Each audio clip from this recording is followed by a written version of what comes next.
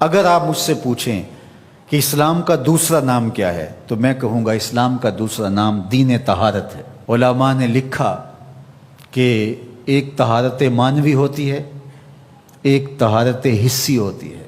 ہمارا دین متقاضی ہے اس بات کا کہ ہمارا دل شرک سے، کفر سے پاک ہو، ہمارا دماغ غرور سے، تکبر سے، اور ہمارا عمل ریا سے، ہمارا دل تصنع سے، بناوٹ سے، حقد، کینے اور بغض اور نفرتوں سے پاک ہو۔ معنوی نجاست سے ہم اپنے آپ کو پاک کریں۔ اسی طرح ہم ہر طرح کے حدث سے اپنے آپ کو پاک کریں، حد سے اصغر ہو یا حد سے اکبر ہو۔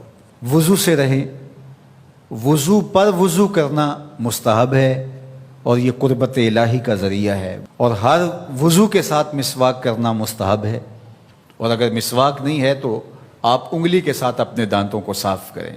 غسل واجب ہو وہ تو کرنا ہی کرنا ہے، لیکن روزانہ کی بنیاد پہ صفائی حاصل کرنے کے لیے غسل کیا جائے مستحب ہے۔ نماز کے لیے آپ کے لباس کا صاف ہونا بھی شرط ہے، آپ کے جسم کا پاک ہونا بھی شرط ہے، حد سے اکبر اور حد سے اصغر سے پاک ہونا بھی شرط ہے، اور جہاں کھڑے ہو کے نماز پڑھ رہے ہیں اس جگہ کا پاک ہونا بھی شرط ہے۔ مجھے بتائیے کوئی ایسا پاکیزہ دین آپ نے دیکھا ہے؟ اس سے بڑھ کر کیا کہ جب تم اس دنیا سے رخصت ہونے لگے اور تمہارے بدن کو مٹی کے سپرد کرنے لگے، اور وہ بدن مٹی کھا جائے گی، لیکن کہا کہ اس کو بھی ذرا غسل دے کے بھیجو، اس کو چٹے لباس کا کفن دے کے بھیجو۔ یہ وہاں پیش ہو رہا ہے تو پاکیزہ بدن کے ساتھ۔ تو یہ ہمارا دین ہے جو ہمیں صفائی کا، ستھرائی کا حکم دیتا ہے۔ اپنے ماحول کو پاک رکھیں، ماحول کو ستھرا رکھیں۔ دنیا کے اوپر بسنے والی قومیں جب ترقی کی راہوں پہ گامزن ہوتی ہیں تو وہ ان چیزوں کا بہت خیال رکھتی ہیں۔ ہم جب ترقی کی راہوں پہ گامزن تھے تو اس وقت ہماری ستھرائی کی، ہماری پاکیزگی کی، ہماری عفت کی مثالیں دی جاتی تھیں۔ جب پیرس کی گلیوں میں کیچڑ تھا، بغداد عروس البلاد کہلاتا ہے۔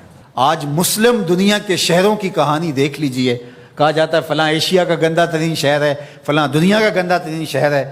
اپنے اطراف میں پھیلی ہوئی گندگیاں دیکھیے، گھر سے شاپر میں گندگی ڈال کر کے اپنے ہی گھر کے دروازے پہ پھینک کے ہم سمجھتے ہیں ہم نے گھر کی صفائی کر لی، وہی پھر پاؤں سے، گاڑی کے ٹائروں سے لگ کے پھر ہمارے اندر جا رہا ہوتا ہے۔ ہمارے دین نے تو ہمیں یہ کہا اگر کوئی راستے میں گری پڑی چیز کو جو گزرنے والوں کے لیے رکاوٹ بنے اس کو اٹھا کے ہم پھینک دیں تو یہ جنت کے راستے کی ضمانت بن جاتی ہے۔ اور ہم نے 8 فٹ کی گلی میں 3 فٹ کی تھڑی پکی ڈال دی، ہم نے جنریٹر باہر لگا دیا، ہم نے گھر کی موٹر باہر لگا دی۔ اگر ہمارے گھر کے پاس کوئی خالی پلاٹ موجود ہے تو وہ گندگی کا ڈھیر بن گیا ہے۔ گھروں کے اندر ہزاروں اخراجات ہیں لوگوں کے، 20 25 30 ہزار روپیہ ماہانہ خرچہ تو عام گھر کا ہے، لیکن جو عمرا ہیں 2 4 4 لاکھ روپے اب ان کا ماہانہ خرچہ ہے۔ تو جہاں اتنا خرچہ ہر بندہ اپنے گھر میں کر رہا ہے تو صرف 1 1 ہزار روپیہ ڈال کر کے اپنی گلی کی صفائی کا اہتمام نہیں کر سکتا؟